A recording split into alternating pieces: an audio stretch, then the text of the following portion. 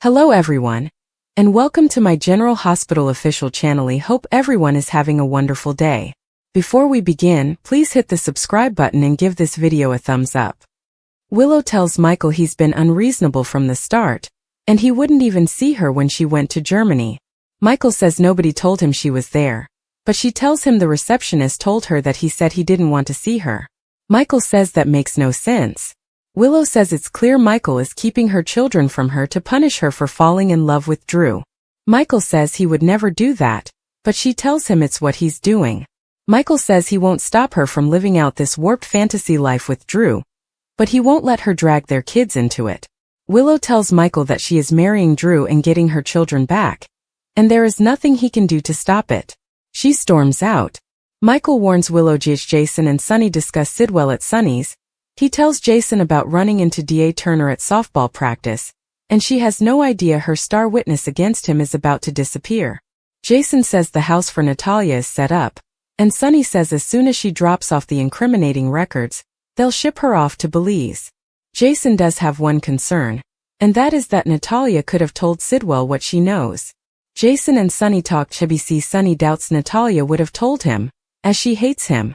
But even with Natalia gone, Sidwell will come for them in one way or another. Sunny couldn't make that deal with Sidwell to sell him his peers, and now they have to be prepared for blowback. Lucy offers to help Sidwell at the Metro Court Gardens. Lucy meets with Sidwell for lunch, and seems a bit annoyed to learn that he invited Marco to join them. Marco arrives and Sidwell tells Lucy he had hoped to throw a sale her way with Sunny's peers, but he turned his offer down. Lucy suggests she may be able to make the deal happen, and she'll go visit Sunny right now.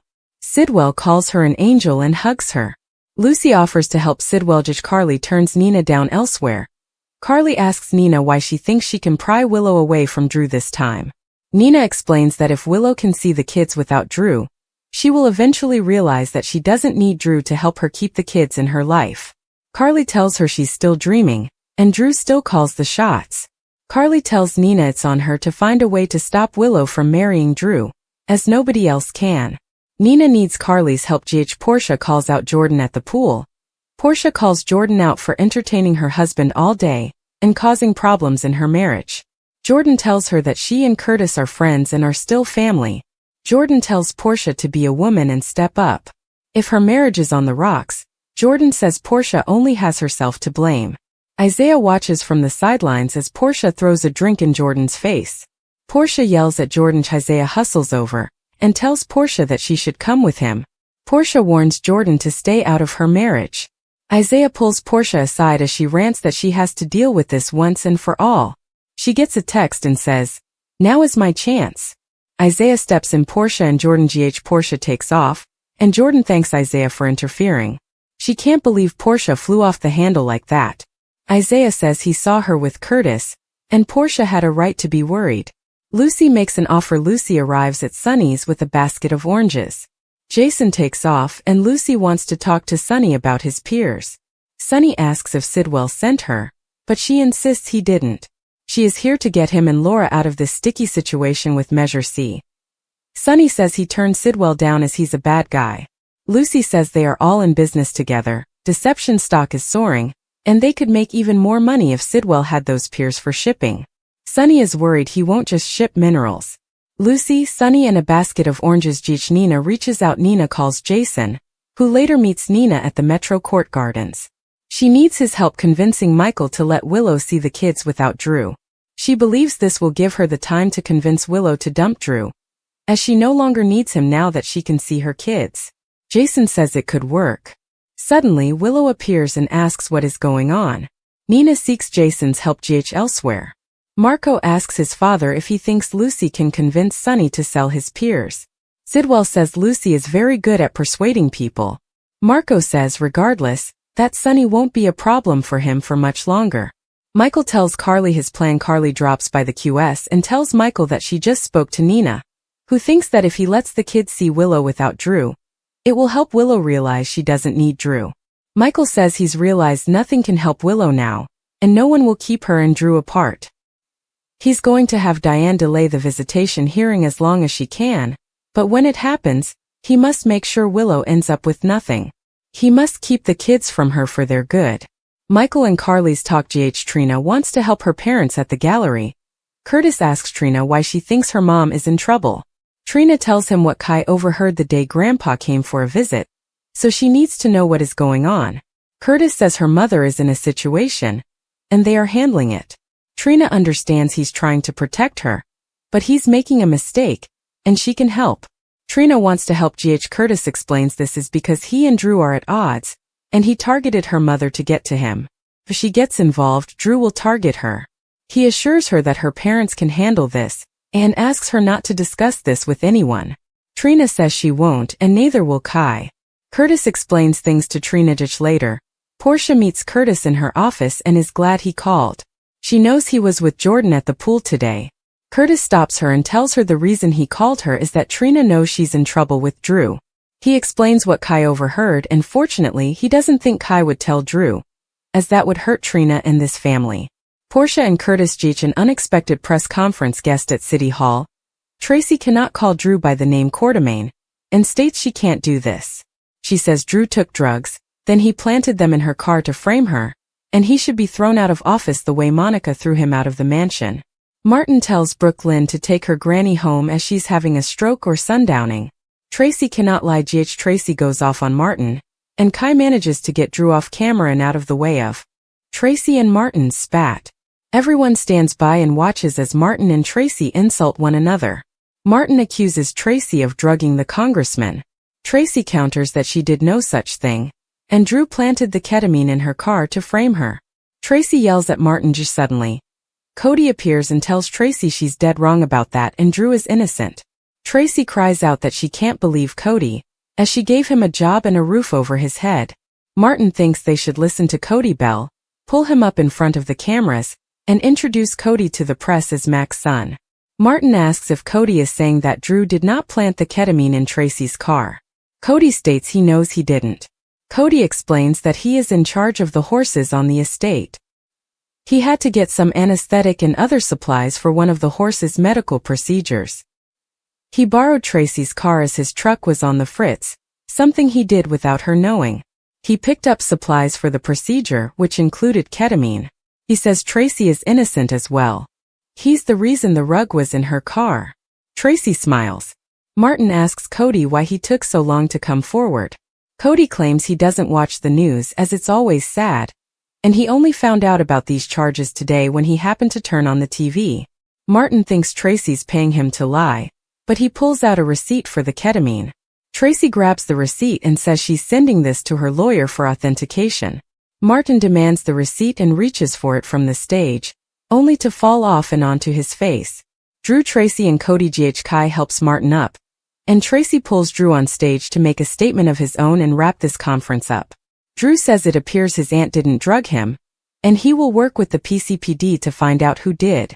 Tracy laughs and tells him to look in the mirror to find the guilty party. Drew is furious. In his office after the press disperses, Drew lashes out at Martin, blaming him for not seeing what Tracy was planning because he was so focused on revenge. Martin, who is in pain from the fall, decides to go to the hospital to get checked out and limps away. Drew vents to Kai that he now appears even guiltier. He needs to repair his reputation, as he and Willow are getting married and trying to get custody of her kids back. However, if his name isn't cleared and the judge thinks he's a drug user, he'll fail his constituents and the woman who he loves.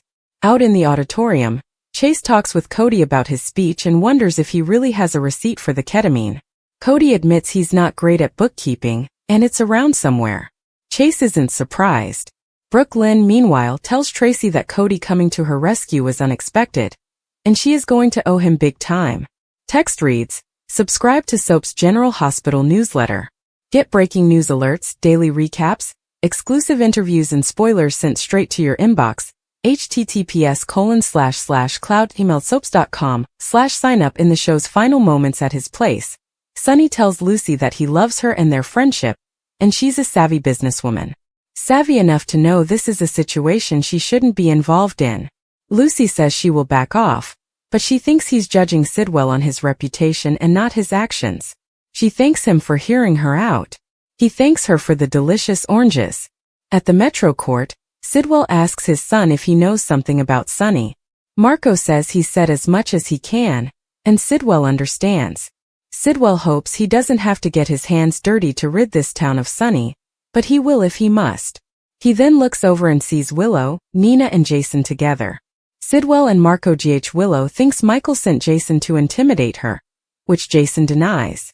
Willow says they are all wrong about Drew, who is a good man. She is going to marry him and get her kids back. Jason says if that's her choice, then okay. He walks off. Willow with Jason gh at the pool. Jordan insists to Isaiah that nothing is going on between her and Curtis, and she is sorry things didn't work out between them. Isaiah says he can see Sidwell wasn't the only man to come between them, and if she doesn't see that she still has feelings for her ex, she's in for a rude awakening soon. In her office, Curtis tells Portia that Felicia has tracked Jacinda to Australia, and hopefully, he can talk to her and convince her to come back and rat Drew out for being focused on sex and drugs that night. At City Hall, Tracy tells Brooklyn that Cody lying for her was Michael's idea, and that a real Quartermain gets things done. In his office, Drew tells Kai that he will have to call off the wedding, and everyone seems to be against him. Kai tells Drew there is something he needs to know. He rats out Curtis' plan to the congressman and warns him to start preparing now, should Curtis be successful. At the Q's, Carly tells Michael that she understands his position, and she's been there. She reminds him that she kept him from AJ for what she thought was his own good, and he never thanked her for it. She tells him that when they are grown, his kids may not thank him for keeping them from their mother, and they may even resent him. Michael says he knows and he'll have to live with the consequences of his actions on the next General Hospital. Dante tells Brooklyn they need to work together to reach Gio. Tracy needs to discuss someone's payment. Cody asks if his job is already done. Liz asks Lucas if he thinks she's leading Rick on. In a hospital bed, Martin tells Rick that he's the only one who can irritate that woman. Ava fumes about someone for being a liar. Sonny asks someone, "What is your answer going to be?" General Hospital spoilers reveal that we've got a July sweeps preview for you. So let's discuss all the highs and lows ahead in Port Charles. Some stunning storylines will take center stage as fans see some big reveals and a long-awaited return. For starters, chaos could erupt as Willow Tate and Drew Kane rush to the altar. Since it looks like Willow will stand her ground and move ahead with quickie wedding plans, catastrophe could strike. Could Tracy Quartermain blab about Drew's hookups with Nina Reeves and derail the ceremony? Could Nina herself spill the beans to stop the nuptials and save Willow from becoming Drew's wife? Whatever the case, Willow's mental state will no doubt be a huge factor in her scenes this July. The show's offering up some big hints that Willow is blacking out and unknowingly stalking Sasha Gilmore Corbin's baby girl. With that in mind, Daisy could be in danger of kidnapping once Willow goes even further off the rails. As for Brooklyn Quartermain, her payback plot could lead to serious trouble for Lulu Spencer and her family. However, it's the Britt Westbourne tie-in that fans are no doubt most interested in. It's not a coincidence that Britt's name and past are coming into play now. That's because Kelly Thibault is returning for July sweeps, though the show hasn't confirmed whether she'll be reprising her role as Britt or playing a new character. Could the answer be found in Professor Henry Hank Dalton's mysterious lab?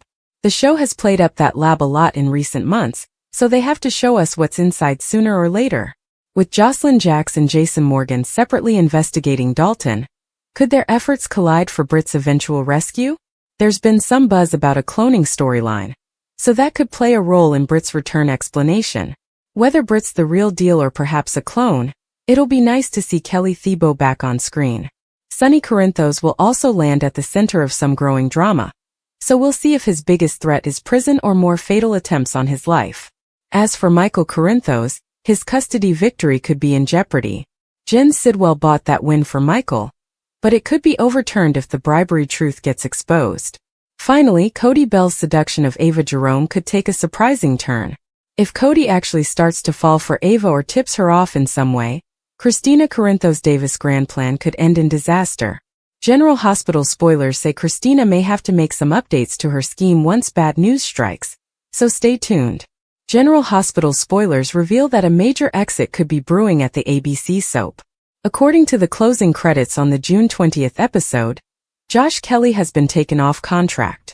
That's led fans to wonder if Cody Bell's GH departure could be in the works. It's possible that Cody is on his way out, especially since his storyline recently pivoted in a new direction. Cody and Molly Lansing Davis were on the road to a happy romance, but now Christina Corinthos Davis has roped him into seducing Ava Jerome and sabotaging her romance with Rick Lansing. This whole thing with Ava came out of nowhere, so that could be an indicator that the writers suddenly had to craft an exit route for Cody. Could this arc be used to usher Josh Kelly's character off canvas? If Cody blows his chance at a future with Molly, he might decide to leave town when all this is over. Then again, Rick might get updates on what Cody's done and threaten him right out of Port Charles instead. It's also possible Cody will somehow land in prison since he has a knack for landing in trouble with the law. Cody might even face a grim fate since he's been playing up Ava's dangerous history and what she's truly capable of. We could certainly picture Christina's plan taking a wild turn that somehow wipes Cody off the map. Regardless, Molly and Cody's romance isn't looking very promising anymore. This situation with Ava is bound to end in disaster one way or another, so it'll be interesting to see the result for Cody. Of course, being taken off contract doesn't necessarily mean Josh Kelly's departure is locked in. Kelly could stay on as a recurring player and just pop up when Cody is needed on screen. That said, it's a good idea to consider the possibility that Cody Bell is indeed headed for the exit door. General Hospital spoilers say some other comings and goings news could be in the works, so we'll keep you posted on all the details. General Hospital spoilers reveal that Daisy will be the center of attention as everyone gathers for her upcoming christening. It'll be a day filled with love and joy, but things could ultimately take a stunning turn at the gathering. On June 27th, Sonny Corinthos will face a shocker. There's a curveball ahead for Sonny that he definitely won't see coming. Since this is happening on the same airdate as the christening ceremony, that could mean Daisy's big day will get derailed. Daisy's christening could end in disaster if Sonny's shocker happens while he's celebrating his new grandchild. Some reasonable options immediately come to mind here. It's possible that Sonny will get arrested since acting DeJustine Turner is still working on locking him up. We could certainly imagine Sonny getting hauled off in handcuffs at this event.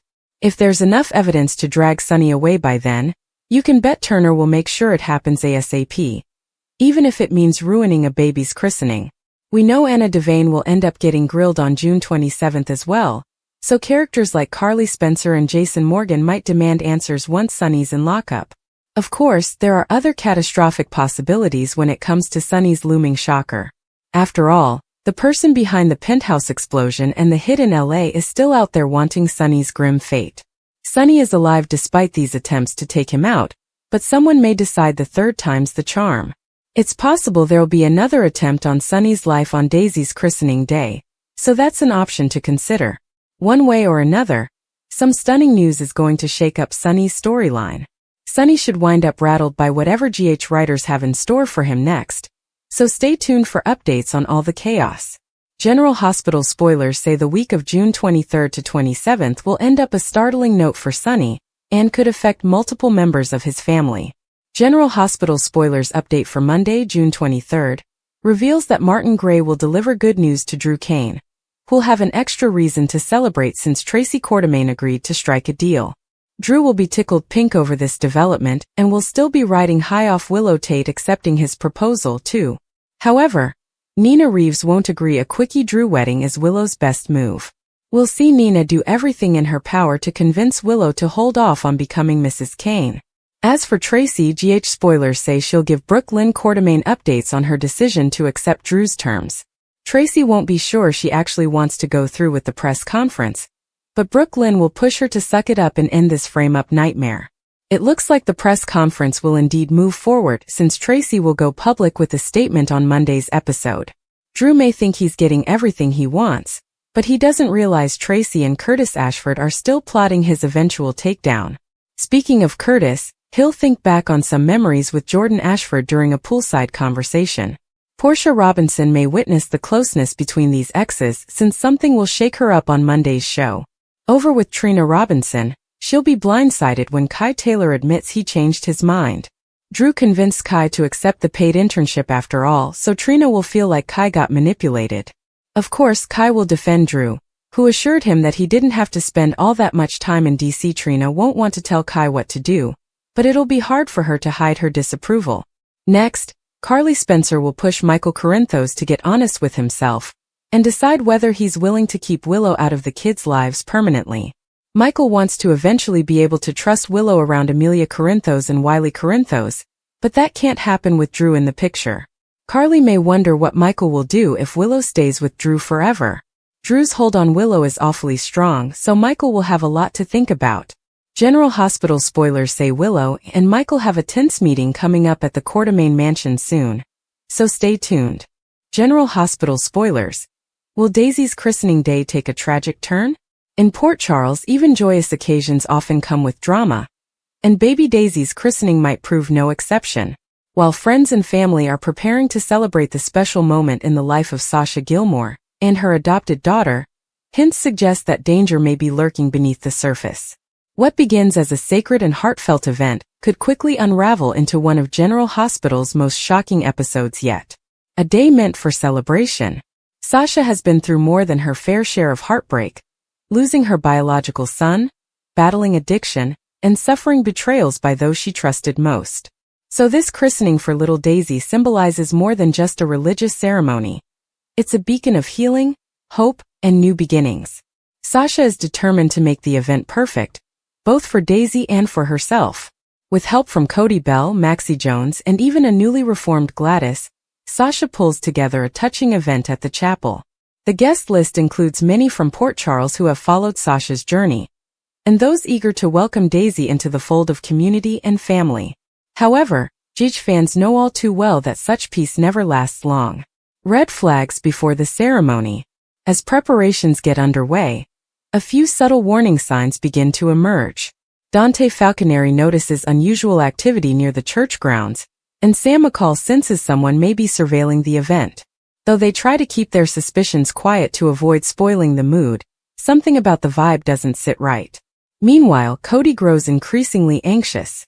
He's worried that someone from his past, or from Sasha's, might use the christening to cause trouble. His instincts may not be far off, especially considering recent threats that have been floating around Port Charles. There's also a growing mystery surrounding an anonymous gift left on the altar. While most assume it's a heartfelt offering from a distant relative or friend, the packaging contains no card and makes a few guests uneasy. Is it a harmless trinket? Or a message? A face from the shadows? Just as the ceremony begins and Sasha cradles Daisy in her arms for the formal blessing, a familiar but unwelcome figure makes an appearance. Some spoilers suggest that Montague, the disgraced psychiatrist who tormented Sasha in her darkest moments, could re-emerge. Though believed to be either behind bars or vanished for good, Montague's obsession with control and psychological games makes his return both plausible and terrifying. If he does show up, it's likely he won't be alone, or unarmed with a plan. Another theory points to an entirely different threat. Ian Ward and Jordan, two master manipulators currently on the loose. With their twisted agendas and history of mayhem, they could see the christening as the perfect opportunity to send a message or exact revenge. Chaos unleashed. As the baby is anointed and the godparents step forward, the atmosphere shifts. Gasps ripple through the crowd as someone shouts from the back of the chapel.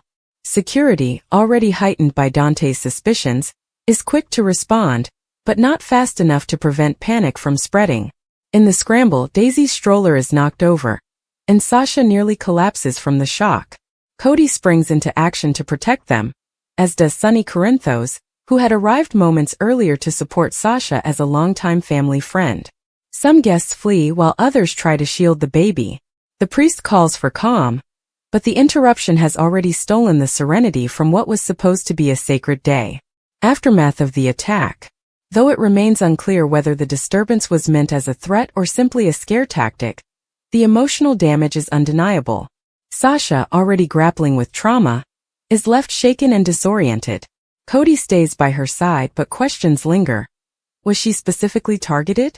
Or was this part of a broader plot against the Corinthos family or Port Charles elite? Daisy is unharmed, physically at least, but Sasha begins to spiral with anxiety.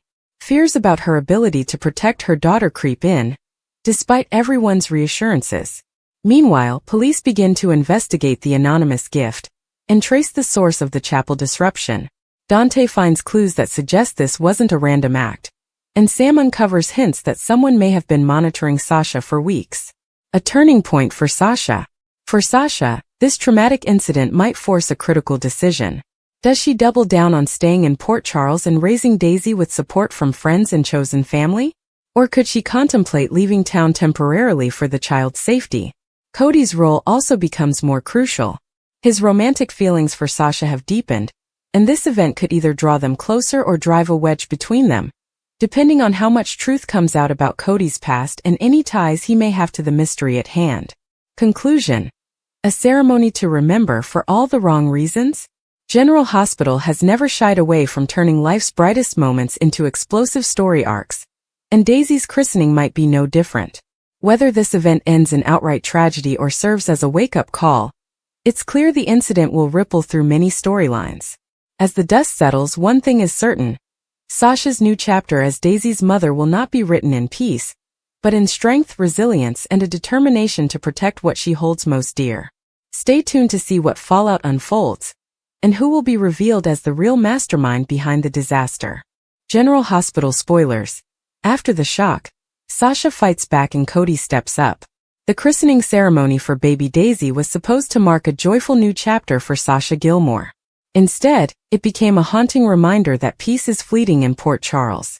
Now that the dust has started to settle from the chaos that unfolded at the church, questions are swirling about who's responsible, and what comes next for Sasha, Cody, and the wider Geach cast. Sasha's world shaken again. Sasha has experienced enough trauma to last a lifetime, and the terrifying incident at Daisy's christening only adds to the emotional burden. The symbolic moment of spiritual blessing was shattered when an uninvited guest, possibly Montague or a new enemy, stormed the scene. Though Daisy was physically unharmed, Sasha's confidence as a mother and protector is rattled. The panic resurfaces her worst memories: the manipulation, the drugging, the loss of her son. For a brief moment, Sasha wonders whether she's cursed or destined to lose every good thing she builds. But this time she refuses to break. Unlike before, Sasha now has a support system. She's stronger, more self-aware, and unwilling to be victimized again. Cody Bell, still a relatively new presence in her life, proves to be her steady anchor for now. Cody's commitment and emotional confession. Cody had been keeping his romantic feelings for Sasha mostly hidden, trying not to complicate things while she adjusted to motherhood and rebuilt her life. But after the events at the christening, something changes. Watching Sasha's strength under fire, and her devotion to Daisy reminds him of what really matters. Cody opens up in part, and vows to protect both Sasha and Daisy, no matter what. His protective instinct goes beyond friendly concern. He's falling in love. But Cody has his own secrets. There are whispers that he might be hiding a past connection to one of the people behind the attack. And while he's currently earning Sasha's trust, any skeletons he's hiding could blow everything apart. Will he confess before someone else exposes the truth? Dante and Sam dig deeper. Dante Falconeri isn't about to let the christening attack slide. He begins aggressively pursuing leads, especially after a tip suggests the person who disrupted the event had been following Sasha for weeks. Sam, who's been quietly investigating some strange activity in town, connects the dots. It turns out that the anonymous gift left at the altar wasn't just a random offering. It contained a hidden listening device. The implications are staggering. Sam suspects this is bigger than one isolated attack. It could be part of a broader surveillance campaign, maybe orchestrated by Ian Ward, Montague, or another enemy with a vendetta. She and Dante vow to protect Sasha and Daisy at all costs. Gladys tries to make amends. Surprisingly, Gladys Corbin steps up in the aftermath, trying to comfort Sasha and help where she can. While many in Port Charles remain suspicious of Gladys' motives, especially after how she betrayed Sasha during the conservatorship scandal, she seems genuinely remorseful. Gladys begs for a chance to be part of Daisy's life, not as a legal guardian or financial decision-maker, but simply as a grandmother figure. Sasha is torn. On one hand, forgiveness feels impossible. On the other, if Gladys has truly changed, Sasha wonders if she should allow Daisy to know a version of her family. It's a delicate balance between protecting herself and allowing healing. New clues point to a bigger plot. As the investigation continues, a name resurfaces: Montague. A former tormentor of Sasha's, he supposedly vanished, but now authorities believe he's back, possibly working with someone else. There's also chatter about Ian Ward and Jordan being involved in a larger scheme, using emotional and psychological warfare to chip away at Port Charles's key residents. With Daisy's christening as the tipping point, are we witnessing the first wave of a much deeper plot? Even more chilling is the realization that Daisy herself might have been the real target. Some believe the interruption wasn't just meant to rattle Sasha. It may have been an attempt to kidnap or harm the child. That terrifying idea has Cody and Sasha on high alert. Nina and Willow weigh in. Word of the attack travels fast. Nina Reeves is shaken and reaches out to offer support, despite her strained relationship with many in Sasha's circle. She shares her own guilt over past failures as a mother and insists on helping in any way she can. Meanwhile, Willow Corinthos reflects on how close she came to death recently, and how fragile life is. She offers Sasha advice on staying strong and trusting her maternal instincts. The two women, once bitter rivals, slowly begin to rebuild a tentative friendship based on shared trauma and motherhood. What comes next? With suspicion growing and trust being tested, Sasha must make a crucial choice. Will she go on the offensive and demand answers about who disrupted her daughter's christening, or retreat for safety? Cody, meanwhile, will have to make good on his promise to protect them both. That might mean exposing his own secrets before they come back to bite him.